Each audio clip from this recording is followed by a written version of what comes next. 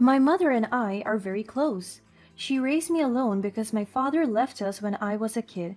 I always look up to her because for me, she's a definition of a real life superhero.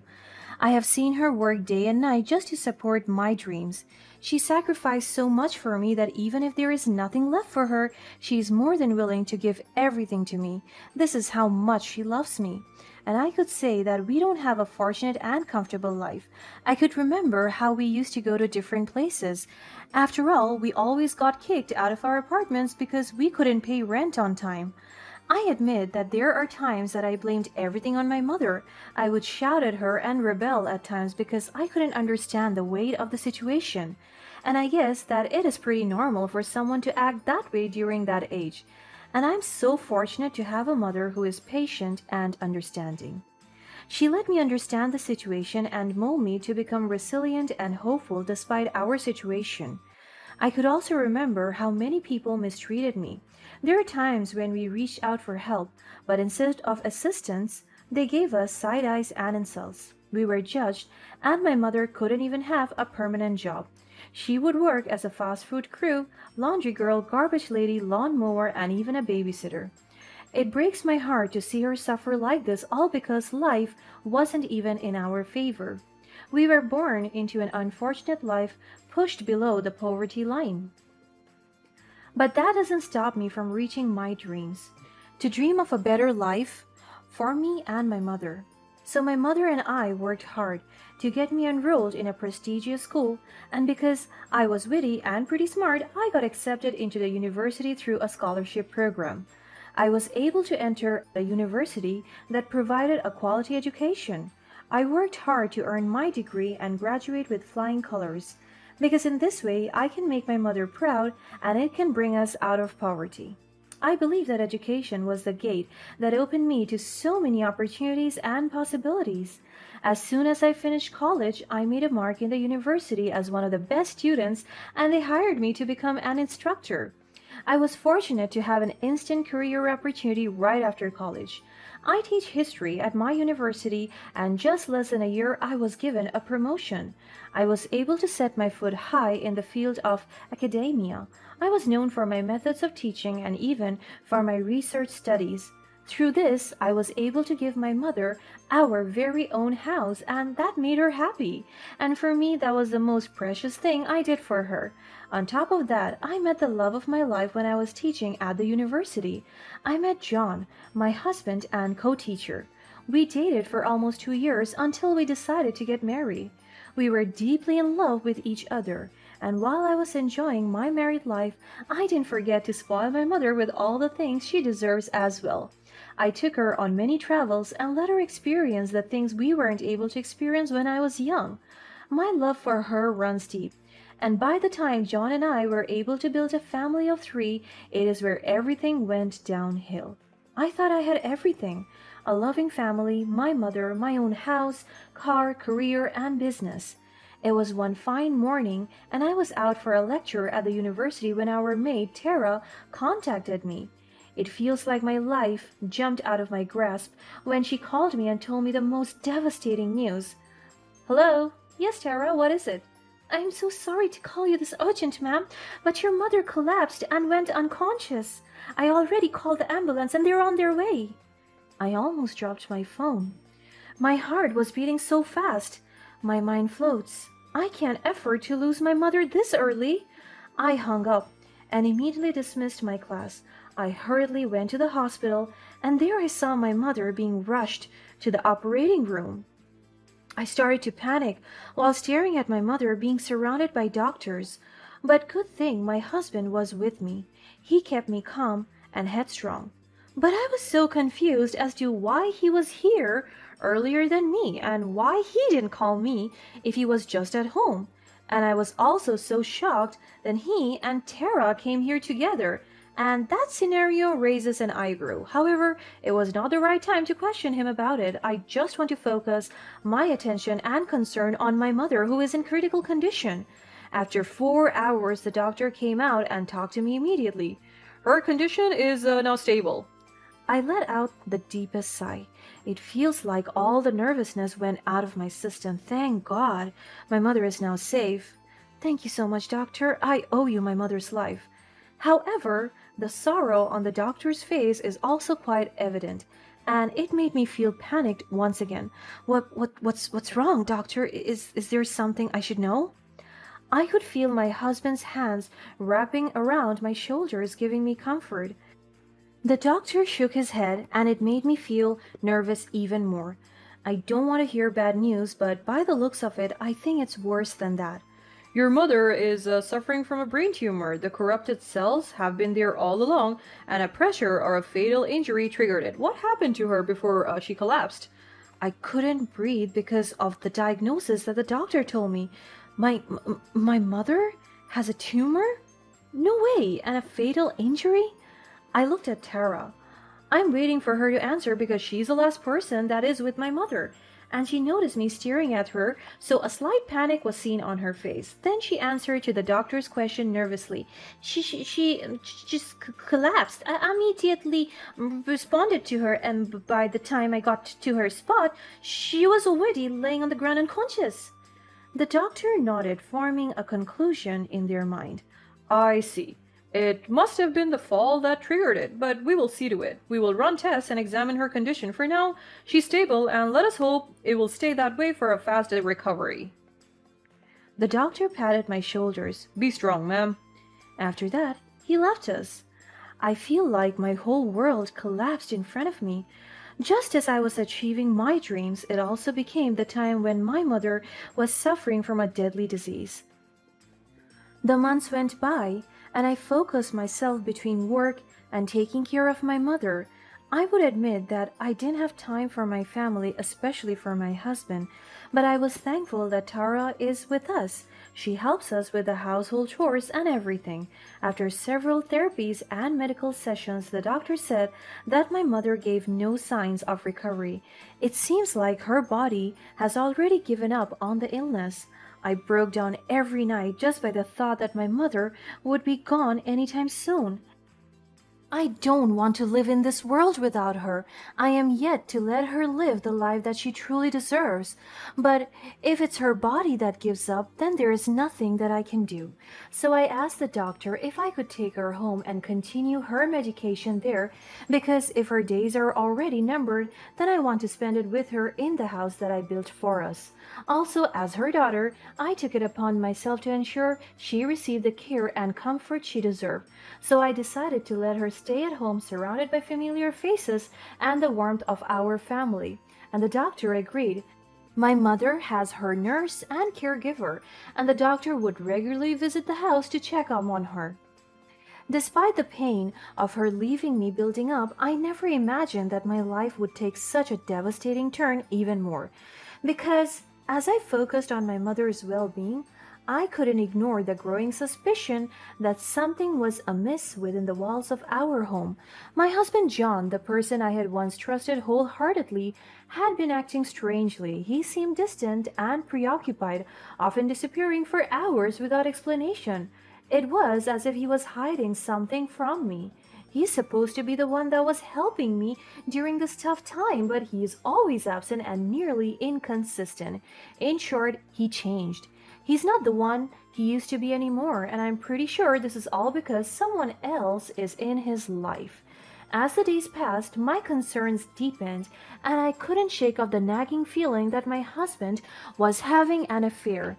The signs were subtle at first, an occasional secretive phone call, a hushed conversation whenever I entered the room.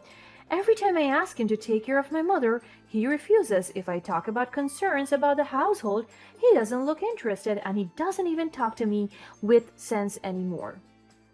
But the doubts began to consume me, fueling my already heightened emotions amidst my mother's deteriorating health. It feels like my past has been haunting me. The feeling of misfortune and negativities have filled my life once again, the same things I felt during my childhood. But I maintain headstrong. I wanted my mother to see me calm and collected.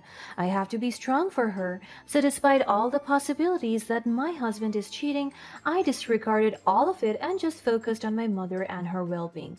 I decided to take a leave from the university to dedicate all my time and effort to my mother. Aside from that, I also want to play my role as a wife and mother. I spent most of my days taking care of my mother and running errands, and every time I went out, I would leave a camera on standby to record little moments of my mother, so that when she left this world, I have something to reminisce about. In an attempt to ensure my mother received proper care while I ran errands, I assigned Tara to assist her. I trusted her and believed she would treat my mother with the utmost respect and compassion. I reassured myself that there was a caretaker and nurse on duty as well, convinced that my mother was in safe hands. But as the days passed, I couldn't shake off the feeling that something was off. There were moments when I would come home and find Tara and my husband engaged in whispered conversations. They have these secret eye contacts that are very flirtatious. Also, they kept on talking, and in fact, my husband would rather talk to her than to me. Their secretive exchanges only intensified my suspicions, and I felt a sense of betrayal cutting through me like a knife. On top of that, my husband's disdain for my mother's presence in our home became increasingly evident. He resented her living with us, always pushing to send her back to the hospital, but I refused to give in. I wanted to be there for my mother, to provide her comfort and care during her remaining days alive. It was a decision that only fueled the growing tension between John and me. Then, one fateful day, I returned home from an errand. I told Tara to look over my mother, but this time the nurse and caregiver were both off duty. And as soon as I got home, my heart was heavy with worry for my mother. As I stepped inside, an eerie silence enveloped the house. The air seemed heavy with foreboding energy, and an inexplicable sense of dread washed over me. I knew something was wrong. Rushing through the house, I searched for any sign of my mother, hoping to find her safe and sound. But when I reached her room, I was met with a sight that shattered my world. My mother lay motionless, her eyes closed, her spirit gone. There were no signs of an attack or any apparent cause of death. It was as if she had simply slipped away. At that moment, grief and anguish consumed me. I shouted and broke down. I cried until I couldn't properly breathe anymore, all the while clutching my dead mother in my bare arms. I cradled my mother's lifeless body, feeling a deep sense of loss that threatened to suffocate me. But beneath the crushing weight of sorrow, a fierce determination ignited within me. I knew deep within my soul that my mother hadn't died naturally. She had been taken from me, stolen by an unforgivable act. In short, she was murdered. Driven by a desperate need for justice, I began piecing together the fragments of the puzzle, determined to find the truth. And then it happened. I stumbled upon a hidden truth that shattered the fragments of trust I had left. I remembered my secret camera. I immediately reviewed the recent footage when everything had transpired. With trembling hands and a mix of fear and anticipation, I pressed play, revealing the sinister truth. The footage showed Tara and John hatching a wicked plan, plotting my mother's demise. Their face twisted with malice, their voices filled with cold-hearted intent. I couldn't believe what I was witnessing. The very people I had entrusted with my mother's care had conspired to take her life. The shock and betrayal washed over me like a tidal wave, leaving me breathless and filled with a mixture of anger and sorrow. At that moment, everything fell into place. The secret conversations, the suspicious behavior, the disdain my husband held for my mother, it all made sense now. John and Tara had plotted to remove my mother from the equation, to eliminate the burden she represented to their clandestine affair. And I also realized that maybe Tara hurt my mother, that's why she got injured and was hospitalized. As the weight of the truth settled upon me, I knew I had to make choice.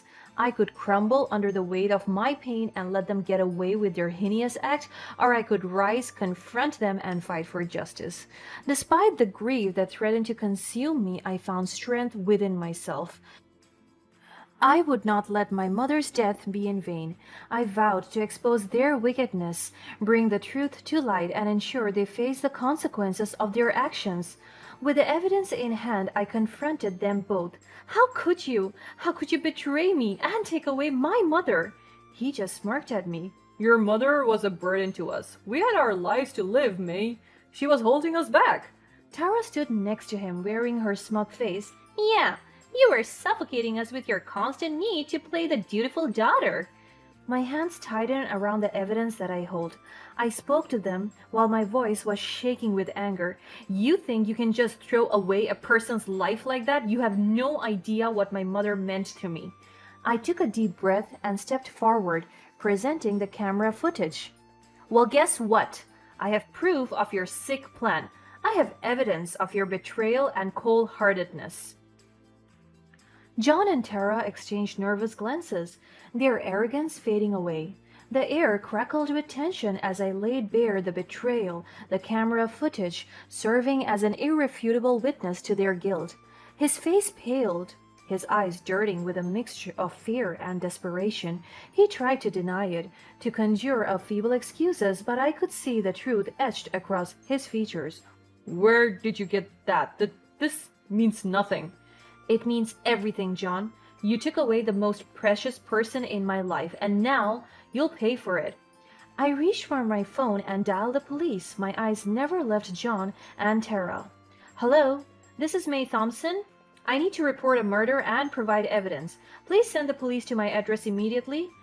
Tara tried to grab the phone from my hand, but I stepped back, out of her reach. You can't do this. You have no proof. I smiled with a glimmer of triumph in my eyes. Oh, but I do, Tara.